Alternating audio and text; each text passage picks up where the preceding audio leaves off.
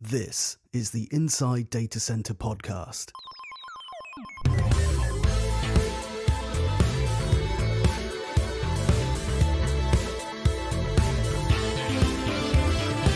We talk to the people who power the data center sector to give you insider info on everything happening in DC today.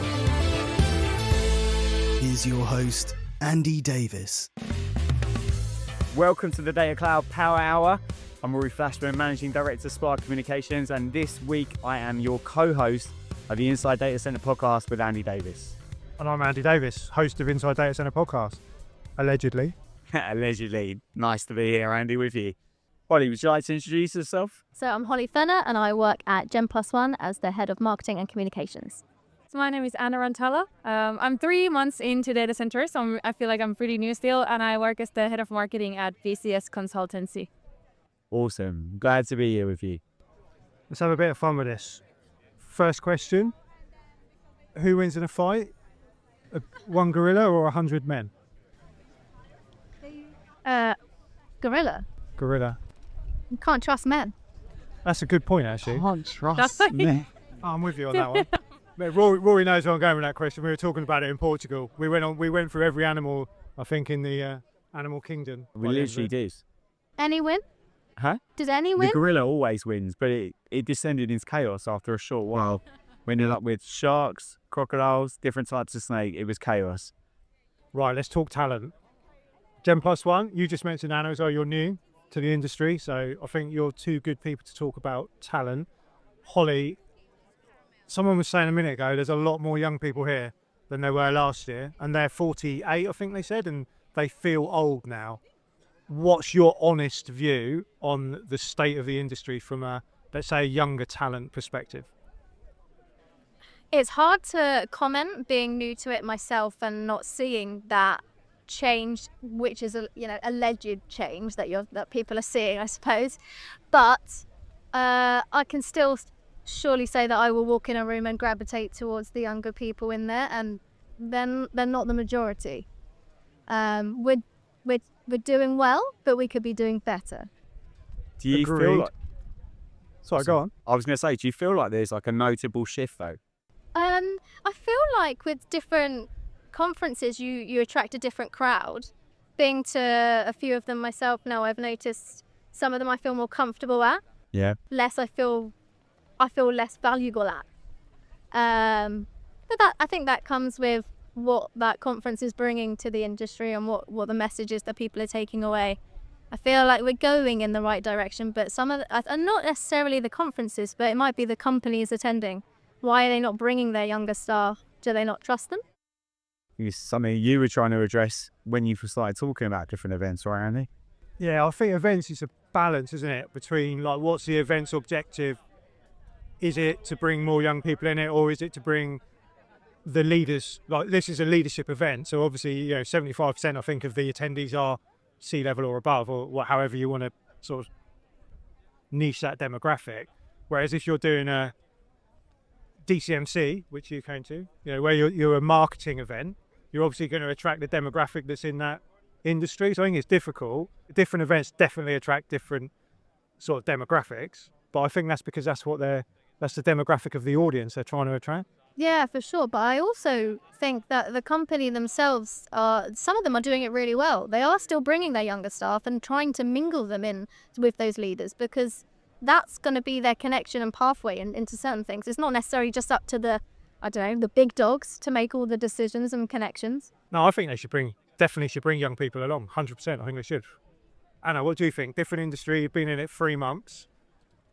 What was the industry? I don't know what industry you were in before, so you can share that with us, but what was it like in that industry, and how have you found it entering this industry?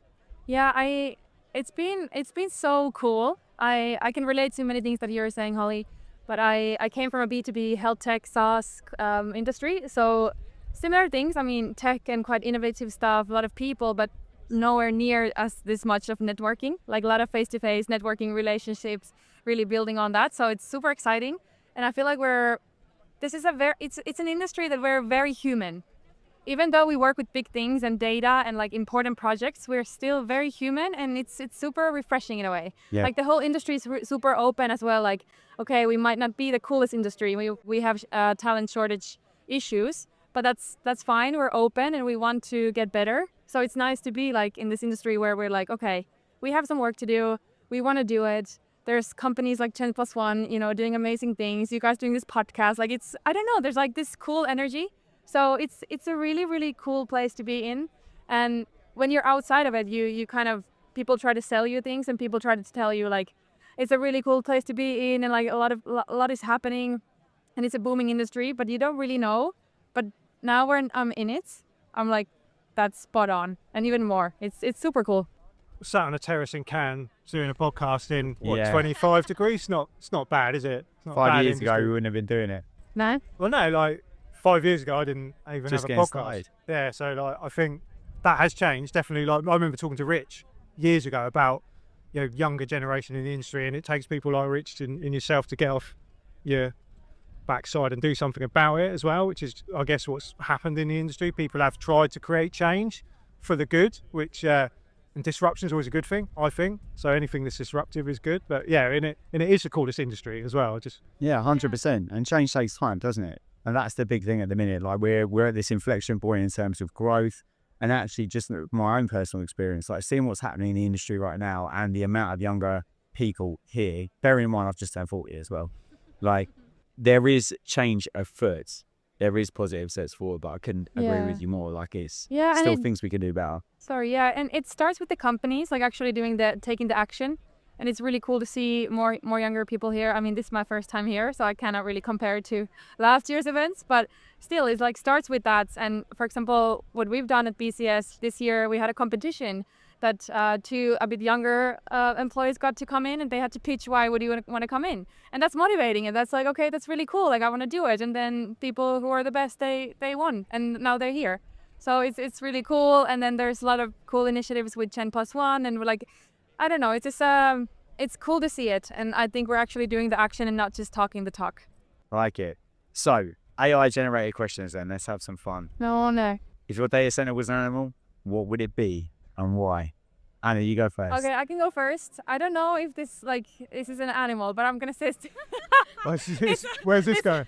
it's an insect, or like an important part of this world. We'll take an insect. It will take it. Okay, so it would be a bee. Nice. Because they are a little bit these like hidden heroes who keep this world alive. Love we need that. them. We need them in our ecosystem that everything works. The same thing with data centers. People don't really think about it. You don't really necessarily know, like, okay, so I can use my phone, I can send my emails, and the data center. That's the same thing with bees. So that's the best thing I have. That's a strong answer. I think that's a very good That is answer. seriously. Good Let's luck, get Holly. the answer of mine. Okay, Holly, you're up. Oh no, because mine is just so completely opposite. Go for it. Okay, do you know what a capybara is? Yeah. My kids love capybaras. Right. Okay, there we go. They Your don't like data kids centers. love They're bored of them. capybaras. That's what we need to do. So we need to make the data center the capybara of the animal world and make them love those as well. But when you talk about marketing though, and obviously that's, you know, your bag as well, it's things like that will, it's probably taken it to the extreme, but it's things like that will change the perception of the industry for young people. So if you did take a bee or a capybara and you went down that route, you would attract more young people. I think I always say it, data centers are quite boring to the untrained eye. Like, Yeah. you've got to make them a bit more exciting, and maybe an animal's taking it too far, but there's definitely something, I like the bees, there's definitely something there of it. I don't know what I'd choose. I think that's why it's really important for us to realize where the audience that we're trying to attract is. Yes, we can put all these things on LinkedIn and all of our, you know, execs can share it, but really that's only sharing it to the same people that have heard it for the last 20 years anyway. For us being Gen+1 and trying to attract the younger audience, people that aren't sure what the career path they're doing, it's being on TikTok, being on Instagram, and being visible and showing the other side of data centers, which isn't just wiry corridors of nothing and not really sure what a cloud is. Yeah, and they can be exciting as well. Like you can make them look exciting. Like you don't have to be this boring PR video that's trying to attract customers, because that's again what a lot of the videos are. They're trying to attract a customer, which again is understandable, but you've got that attraction of people and attraction of customers are two separate forms of marketing, and a lot of this industry just goes down the customer route, which is your boring corporate video, and again, like on LinkedIn. And I remember someone put a poll out ages ago saying, which social media platform do you use most? Like LinkedIn, TikTok, Instagram. I was like, you're asking everyone on LinkedIn. Yeah. What do you think they're going to say?